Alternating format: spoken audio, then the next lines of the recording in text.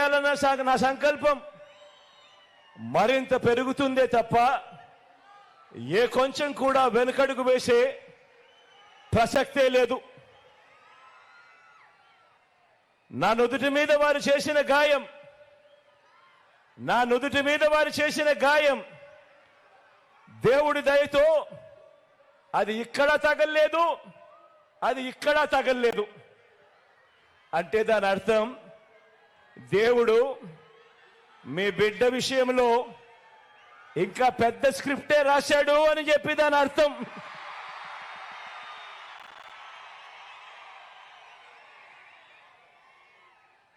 నా నుదుటి మీద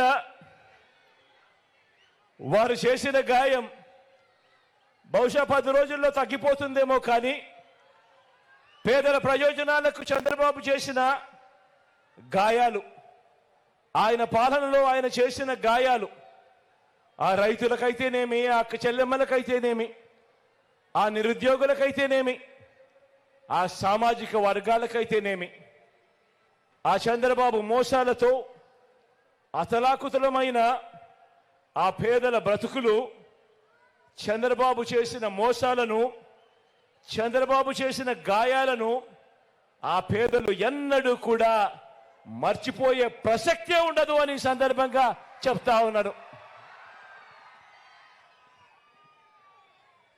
గాయపరచడం, మోసం చేయడం, కుట్రలు చేయడం చంద్రబాబు నైజమైతే, మీ ఇంటింటికి మంచి చేయడం మీ బిడ్డ నైజం అని చెప్పి కూడా ఈ సందర్భంగా గర్వంగా చెప్తా ఉన్నా.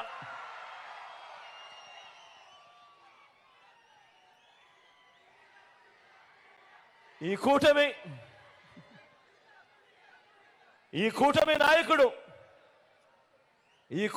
నాయకుడు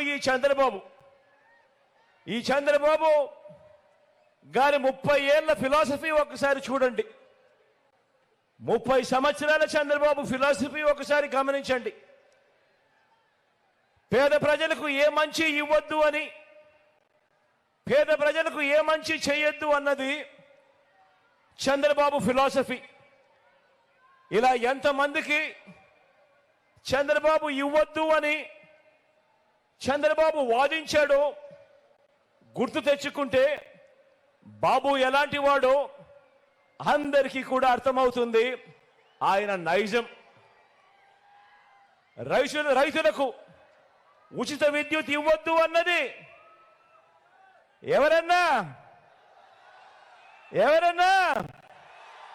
ఎవరక్క మీరే చెప్పండి. రైతులకు ఉచిత విద్యుత్ ఇస్తే ఆ తీగల మీద బట్టలారేసుకోవాలి అని ఇవ్వద్దు అని ఎవరు చెప్పారు? ఈ బాబే. కిలో 2 రూపాయలకు బియ్యం ఇవ్వద్దు అని ఎన్టీఆర్ను దింపేసి 5 రూపాయల 25కు పెంచేసింది ఎవరక్క? ఎవరన్నా? అది ఈ బాబే. ప్రభుత్వ ఉద్యోగాలు ఇవ్వద్దు అన్నది ఎవరంటే ఆ దౌర్భాగ్యం కూడా ఈ బాబే.